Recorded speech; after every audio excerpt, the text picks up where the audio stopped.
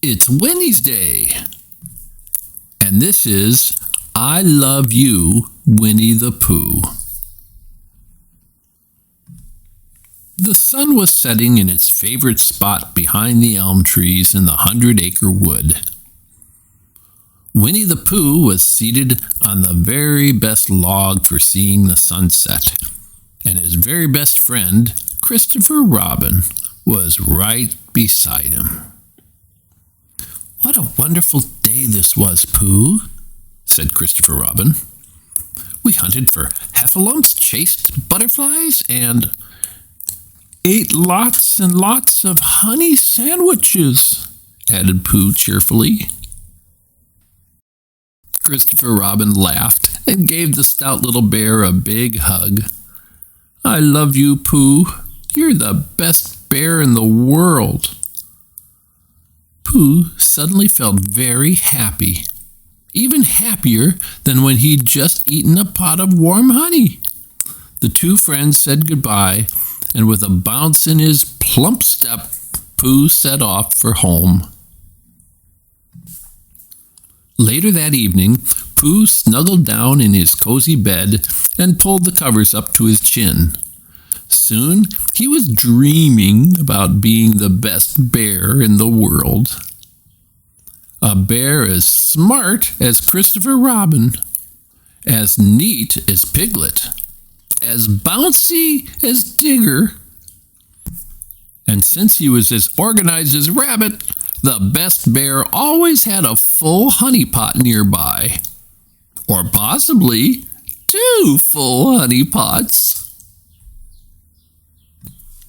And so it was that a grumble in his tummy woke Pooh from his happy dream. Morning sun spilled through his window, warm and golden, as Pooh yawned and stretched. "Dum-de-dum," he hummed. "Now that I'm a best bear, I'll do best bear things everywhere." But Pooh did not quite know what a best bear would do first. Pooh thought and thought. "The best thing to do in the morning is to have breakfast," he said finally. So that's what a best bear would do. He started out for Rabbit's house. Rabbit was surveying his garden. "The cabbage heads are ahead of schedule, and these carrot tops are just the tops," he chuckled. "Hello, Rabbit," called Pooh, rubbing his noisy belly. "What were you saying about breakfast?" "I didn't say anything about breakfast," replied Rabbit, surprised. Said Pooh thoughtfully. "Breakfast is such a wonderful notion. I was sure that you had mentioned it." Rabbit sighed. "We can eat after I finish the weeding," he said. "It's next on my list." Rabbit was proud of his list. He had rewritten, scratched out, erased, undone, and redone the list so many times that he knew it by heart without even checking what came next. And Pooh knew just what a best bear would do next. "Let me help, Rabbit," said Pooh. Then he began to plunk and pull and plunk until... "Oh, no!" cried Rabbit. "You picked all of my spinach." "I guess it'll be spinach toast for breakfast, spinach sandwiches for lunch, and spinach cakes for dinner from now on," grumped Rabbit. "Oh dear," said Pooh. He had only wanted to help his friend. Then a gentle rumble in his tummy made Pooh think that maybe he still could be of help. "Does honey go well with spinach toast?" he asked hopefully. Yes, I'm sure that it does," said Rabbit, a little less crossly. So with his tummy full and his mouth sticky from honey and spinach toast, Pooh left Rabbit with a much smaller pile of spinach to worry about, and set off to visit his friend Piglet. Piglet lived in a lovely house snuggled inside a beech tree. He was almost finished with a thorough cleaning. He had wiped, washed, dusted, swept, picked up, and put away. All that was left to do was the mopping. "Oh, hello, Pooh. I'm cleaning my house today," said Piglet. Pooh was sure that a best bear would want to help a small friend with such a large job. "Let me help, Piglet," said Pooh. Pooh began to mop. He soaped and splashed the floors. He soaped and splashed the furniture, the walls, and the ceiling. He made sure not to forget the closets, the pantry, and, of course, the windows. Soon soapy water was splashing everywhere, even bubbling on top of Piglet's little pink nose. "Thank you so very much, Pooh," said Piglet, pulling the mop from his friend.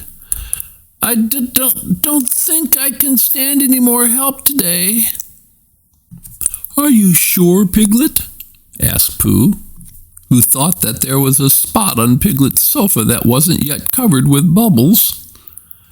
"Very sure," said Piglet, who almost seemed to be pushing Pooh to the door. "Very, very, very sure."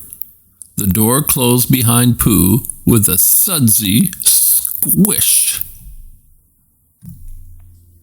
Pooh sighed and rubbed his head. Had he really been a good helper? A best bear in the world sort of helper? Pooh walked through the field outside Piglet's house. With a flash of color, a butterfly fluttered by.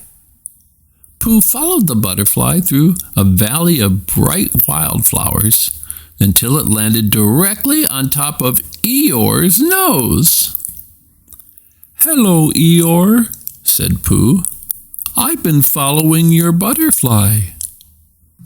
"Of course you are, Pooh.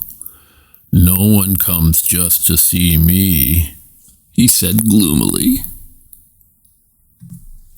"Yes, they do, Eeyore," said Pooh. Pooh wondered how a best bear would make Eeyore feel better. "Maybe you need a cheering up song. I shall make one up right now." Rolling on the soft grass, he began to sing. "Oh, the 100-acre wood, the honey is most especially good.